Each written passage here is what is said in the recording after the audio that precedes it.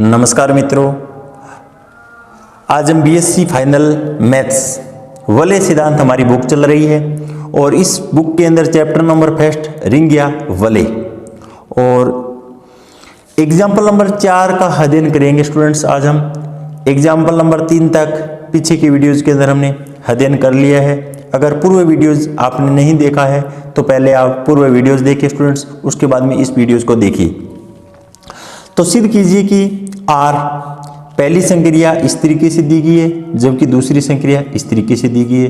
एक क्षेत्र है, क्या है स्टूडेंट्स, एक क्षेत्र है और जहां पर संक्रियाएं देखिए स्टूडेंट्स निम्न प्रकार से हैं। अब यहां पर A की संक्रिया B पर लगाते हैं और ये संकेत अगर दिया गया है संक्रिया के अंदर तो इसका अर्थ ये हुआ पहली और दूसरी संख्या का योग कर दीजिए और उसमें से एक को घटा दीजिए। अगर दूसरी संक्रिया का ऐसा अर्थ बताया गया स्टूडेंट्स यहाँ पर क्वेश्चन के अंदर पहली दो संख्याओं का योग कर दीजिए और उसके बाद में दोनों का गुणनफल और माइनस कर दीजिए। यहाँ पर क्या करना है, हमें माइनस करना है। तो इस क्वेश्चन को करने से पूर्व देखिए स्टूडेंट्स यहाँ पर हमें कौन कौन सी प्रॉपर्टीज का क्या है पालन करवाना होगा सर्वप्रथम। तो देखिए स्टूडेंट्स यहाँ पर क्या दिया गया है, क्षेत्र सिद्ध करना है। क्षेत्र सिद्ध करना है तो इसका मतलब ये हुआ स्टूडेंट्स वलय तो हमें सिद्ध करने ही करना होगा। वलय तो क्या है, सिद्ध करना ही करना होगा और वलय सिद्ध करना होगा स्टूडेंट्स। तो यहाँ पर हमें कौन सी प्रॉपर्टीज का पालन करवाना होगा, ग्रुप की प्रॉपर्टी का तो यहाँ पर पालन होगा ही होगा। और ग्रुप के अंदर देखिए स्टूडेंट्स हमें सर्वप्रथम संवर्त गुणधर्म प्रदर्शित करना होता है। अब चाहे योग के लिए हो चाहे गुणा के लिए हो, संवर्त प्रॉपर्टी का पालन करवाना ही करवाना होता है स्टूडेंट्स। उसके बाद में सहचारी गुणधर्म का क्या है पालन करवाना होता है। उसके बाद में तत्समक, उसके बाद में प्रतिलोम और उसके बाद में कर्म विनिमय नियम का। कौन से नियम का, कर्म विनिमय नियम का। तो ये तो हुई स्टूडेंट्स ग्रुप की प्रॉपर्टीज, 1 2 3 4 और 5 प्रॉपर्टी तो ग्रुप के अंदर लगती है। उसके बाद में देखिए स्टूडेंट्स अगर हमें वलय सिद्ध करना हो तो इसके अंदर एक एक्स्ट्रा स्टूडेंट्स क्या लग जाता है, बंटनता गुणधर्म लग जाता है। कौन सा गुणधर्म लग जाता है, बंटनता गुणधर्म। अगर हम क्षेत्र की बात करें, किसकी बात करें, क्षेत्र की बात करें, तो क्षेत्र के अंदर देखिए स्टूडेंट्स कर्म विनिमय नियम का तो पालन होना ही होना है। उसके बाद में तत्समकी वलय का क्या है, जिक्र होना ही होना है। और यहाँ पर F के जो अशून्य है उसका गुणात्मक प्रतिलोम ही है क्या यहाँ पर प्रदर्शित करना होता है क्षेत्र के अंदर। प्रत्येक अशून्य संख्या F और उसका गुणात्मक प्रतिलोम भी हमें क्या है क्षेत्र के अंदर दिखलाना होता है। तो इस तरीके से देखिए स्टूडेंट्स यहाँ पर प्रतिलोम तो यहाँ पर आ गया पहले से, तो इसका अर्थ ये हुआ क्षेत्र के लिए हमें संवर्त, सहचारी, तत्समक, प्रतिलोम, कर्म विनिमय, बंटनता इतने गुणधर्मों का अगर हम पालन करवा देंगे तो इसका अर्थ ये हुआ ये जो क्वेश्चन दिया गया है वो एक क्षेत्र सिद्ध हो जाएगा। क्या एक क्षेत्र सिद्ध हो जाएगा। तो सर्वप्रथम इस क्वेश्चन के आंसर के लिए देखिए स्टूडेंट्स, मान लीजिए A और B मेरे पास दो संख्याएं हैं जो बिलोंग्स टू क्या कर रही है स्टूडेंट्स, R के अंदर कर रही है। यहाँ पर देखिए स्टूडेंट्स A प्लस B और माइनस 1 और बराबर A की संक्रिया B पर करवाते हैं तो ये सभी के सभी मान है वो कहाँ पर बिलोंग करेंगे स्टूडेंट्स, R के अंदर बिलोंग करेंगे। तो इसी तरीके से A plus B minus AB तो ये A माइनस की तरह संक्रिया यहाँ पर और गोल चक्कर के अंदर दिया गया है। यहाँ पर माइनस और एक चक्कर के अंदर लिखा गया है द्वितीय संक्रिया को, तो जो क्या है बिलोंग कहां से करेंगे स्टूडेंट्स, R से करेंगे।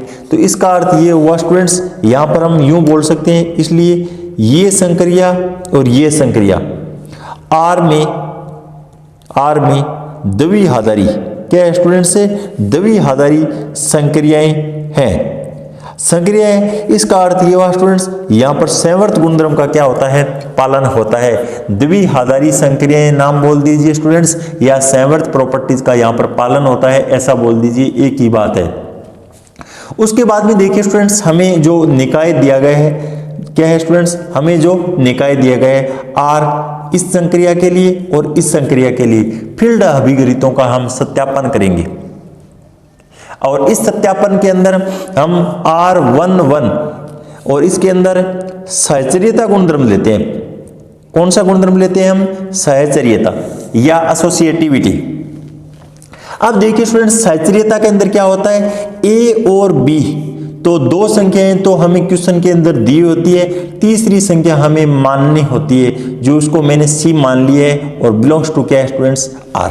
बिलोंग्स टू क्या है, आर। और यहां पर देखिए स्टूडेंट्स, ए और पहली संक्रिया और बी, और उसके बाद में यहां पर ब्रैकेट लगा देता हूं और यहां पर पहली संक्रिया और यहां पर मैं सी लिख देता हूं स्टूडेंट्स। तो इसका अगर हम मान निकालते हैं तो a प्लस बी के ब्रैकेट है, तो यहाँ पर a प्लस बी का मान है वो कितना दिया गया स्टूडेंट्स, पहली संख्या और दूसरी संख्या को जोड़ दीजिए और एक को घटा दीजिए, तो इसका अर्थ ये हुआ a प्लस बी और माइनस 1 कर देंगे और यहाँ पर ब्रैकेट लगा देंगे और यहाँ पर पहली संक्रिया और c लिख देंगे स्टूडेंट्स। क्या लिख देंगे, c लिख देंगे। तो इसका अर्थ ये हुआ a प्लस बी माइनस 1 और प्लस c, पहला मान और दूसरा मान जोड़ दीजिए और उसके बाद में स्टूडेंट्स एक को क्या करना है, हमें घटाना होगा। तो इसका परिणामी मान है a प्लस बी प्लस सी और माइनस है 2 निकल कर आता है, इसे इक्वेशन फर्स्ट नाम दे देते हैं स्टूडेंट्स।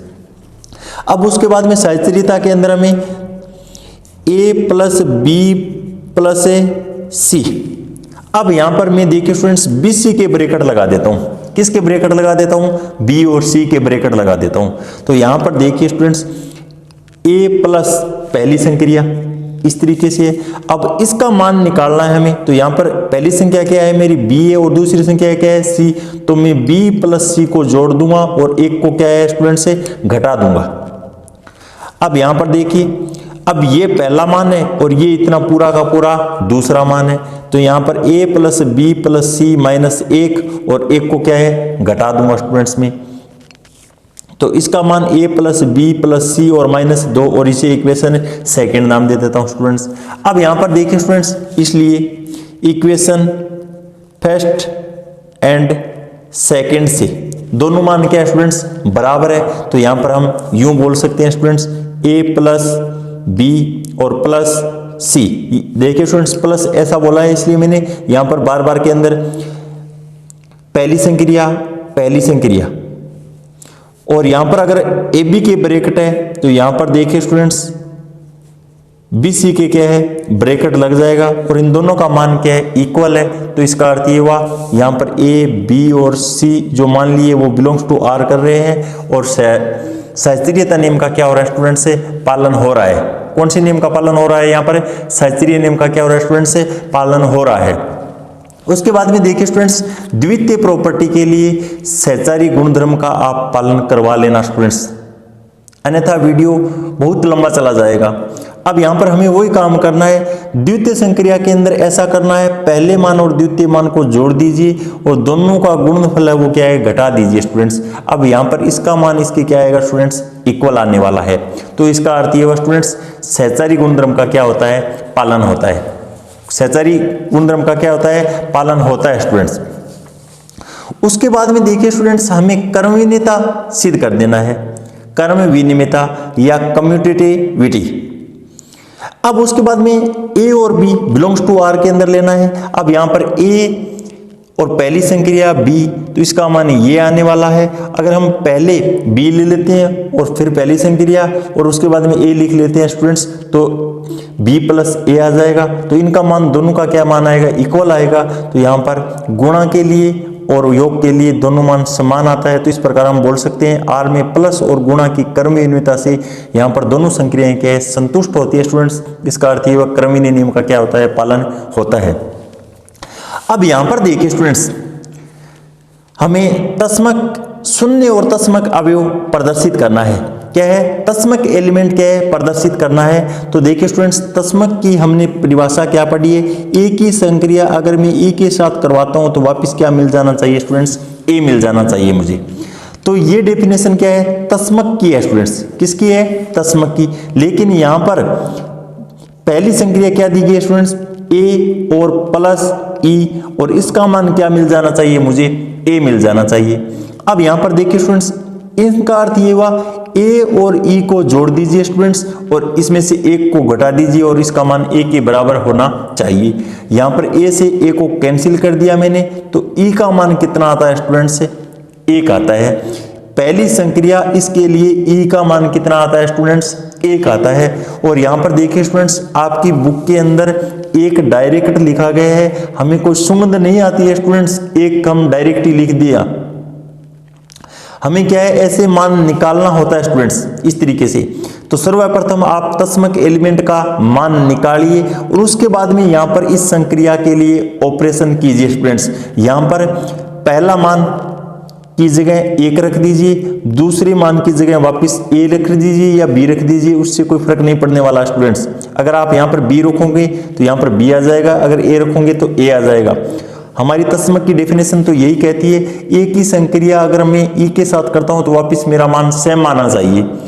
तो यहाँ पर देखिए स्टूडेंट्स, इसके बाद में हमने यहाँ पर क्या है, इसके लिए ऑपरेशन लगा दिए, एक से एक को कैंसिल कर देंगे। तो मैंने जो a मान लिया है वो a के क्या है, बराबर आ गया। इसका मतलब ये हुआ 1r में इस संक्रिया के लिए तस्मक है स्टूडेंट्स।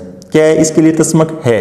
उसके बाद में हमें देखिए स्टूडेंट्स, यहाँ पर द्वितीय संक्रिया के लिए a और माइनस और यहाँ पर चक्कर और e, और इसका मान क्या आ जाना चाहिए स्टूडेंट्स, a आ जाना चाहिए। और इस संक्रिया का अर्थ इस क्वेश्चन में क्या बताया गया स्टूडेंट्स, a और प्लस e जोड़ दीजिए, उसके बाद में दोनों का गुणनफल कर दीजिए और घटा दीजिए और इसका मान a के बराबर आ जाना चाहिए स्टूडेंट्स।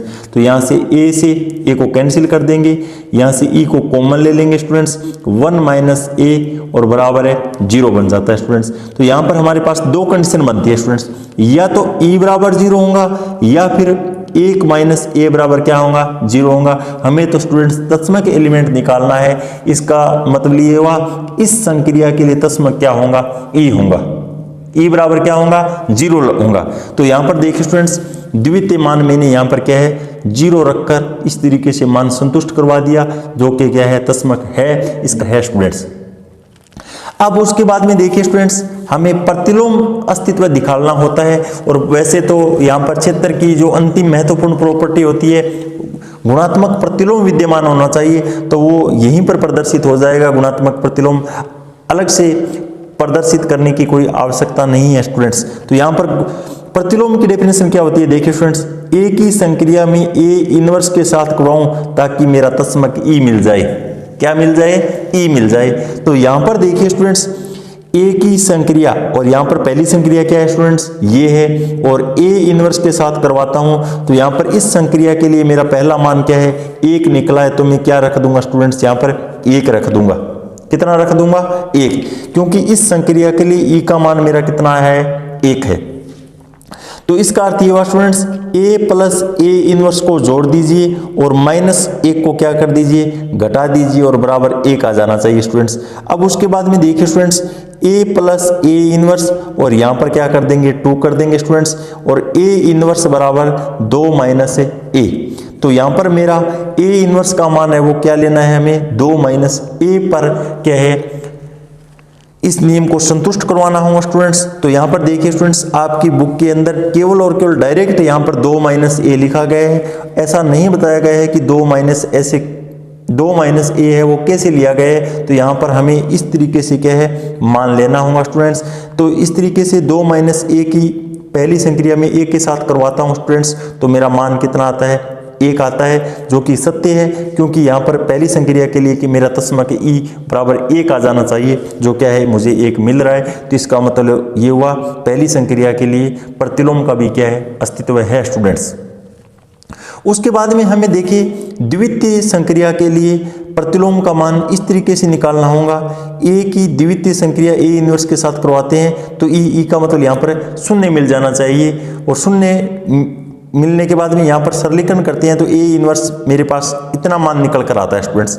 और इसकी संक्रिया देखिए स्टूडेंट्स, इस पर ट्यूशन पर हम अप्लाई करते हैं, तो देखिए स्टूडेंट्स आगे अप्लाई किया भी हुआ है। यहाँ पर a बट्टा a माइनस 1 और द्वितीय संक्रिया a पर ऑपरेट करते हैं तो मुझे 0 मिल जाना चाहिए, क्योंकि द्वितीय संक्रिया के लिए तस्मक मेरा क्या था, 0 था। तो इसका मतलब ये हुआ स्टूडेंट्स, यहाँ पर प्रतिलोम क्या है, विद्यमान है। R में प्रत्येक अवयव a बिलोंग्स टू R का ऋण और a नॉट इक्वल टू 1 का प्रतिलोम विद्यमान है, और तो इसका विद्यमान है, तो इसका मतलब ये हुआ स्टूडेंट्स, यहाँ पर क्षेत्र की प्रॉपर्टी का क्या करता है, पालन करता है। और जो वलय के लिए एक बंटनता अंतिम प्रॉपर्टी होती है, उसको मैंने देखे स्टूडेंट्स अंत में प्रदर्शित कर दिया है। बंटनता गुणधर्म क्या कहता है स्टूडेंट्स, अब यहाँ पर ए की संक्रिया बी के साथ करवा देंगे और ए की संक्रिया सी के साथ करवा देंगे। तो ऐसा ही लिखा गया है। देखिए स्टूडेंट्स, यहाँ पर ए द्वितीय संक्रिया और यहाँ पर पहली संक्रिया को मैंने खोल दिया है और खोलने के बाद में इतना मान आ जाता है। इस तरीके से यहाँ पर दोनों का मान देखिए स्टूडेंट्स, यहाँ पर क्या है, इक्वल आ रहा है। इसका अर्थ ये हुआ स्टूडेंट्स, यहाँ पर बंटनता गुणधर्म का क्या हो रहा है, पालन हो रहा है स्टूडेंट्स। और एक अन्य प्रॉपर्टी देखिए स्टूडेंट्स, यहाँ पर उल्टा भी क्या है, सिद्ध होता है। तो इसका मतलब ये हुआ, ये क्या है, क्षेत्र का एग्जाम्पल है स्टूडेंट्स। क्या है ये, कि क्षेत्र है। और आगे देखिए स्टूडेंट्स, एक example number 5 same to same इसी तरीके से करना है आपको स्टूडेंट्स। और एग्जाम्पल नंबर 6 जो 2015 के अंदर पूछा गया एज टू एज, यही प्रॉपर्टी लगानी है स्टूडेंट्स डायरेक्ट। और उसके बाद में देखिए यहाँ पर एग्जाम्पल नंबर 7 इसी तरीके से सिद्ध करना है स्टूडेंट्स। यहाँ पर केवल और केवल मैट्रिक्स दी गई है आपको। क्या दी गई है, मैट्रिक्स। और मैट्रिक्स के जो एलिमेंट लिए गए हैं वो यहाँ पर बिलोंग्स टू आर करवाना है आपको। तो सर्वप्रथम देखिए स्टूडेंट्स, मैं यहाँ पर जो समुच्चय लिया गया है, मैंने इसको कैपिटल एम मैट्रिक्स मतलब एम मान लिया है। और एम के अंदर इस तरीके से मैट्रिक्स लेनी है। तो पहली मैट्रिक्स मैंने अल्फा बराबर मान लिया, दूसरी मैट्रिक्स बीटा बराबर मान ली है। जो इसके एलिमेंट है वो बिलोंग कहाँ से करना चाहिए स्टूडेंट्स, आर से करना चाहिए।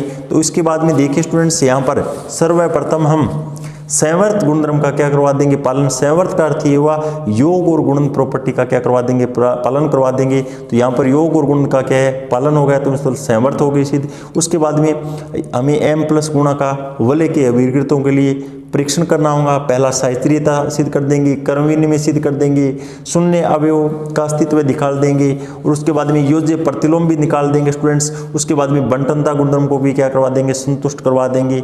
और उसके बाद में देखिए स्टूडेंट्स, शून्यतर अवयव, यहाँ पर हमें शून्य के भाजक क्या है, शून्य के भाजक। और शून्य के भाजक यहाँ पर देखिए स्टूडेंट्स, क्वेश्चन अंत में क्या पूछा गया है, क्या ये एक शून्य के भाजक रहित है, रहित और सहित के अंदर पूछा गया है। और इसका कॉन्सेप्ट स्टूडेंट्स मैंने आपको बता दिया है।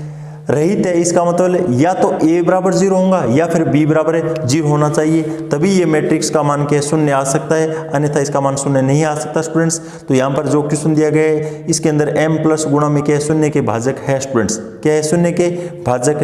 तो इस तरीके से देखिए स्टूडेंट्स, आप एग्जाम्पल नंबर 8 भी हल कर लेना। और यहाँ पर केवल और केवल देखिए स्टूडेंट्स, आपको मैट्रिक्स रूप में मान दिया गया है, तो उससे घबराने की कोई बात नहीं है स्टूडेंट्स। और एग्जाम्पल नंबर 9 है, वो मैं आपको अलग से वीडियो के अंदर करवाऊंगा स्टूडेंट्स। ये एक अच्छा क्वेश्चन है और जो कि 2011, 17, 18 और 19 के अंदर पूछा गया क्वेश्चन है। तब तक के लिए धन्यवाद स्टूडेंट्स।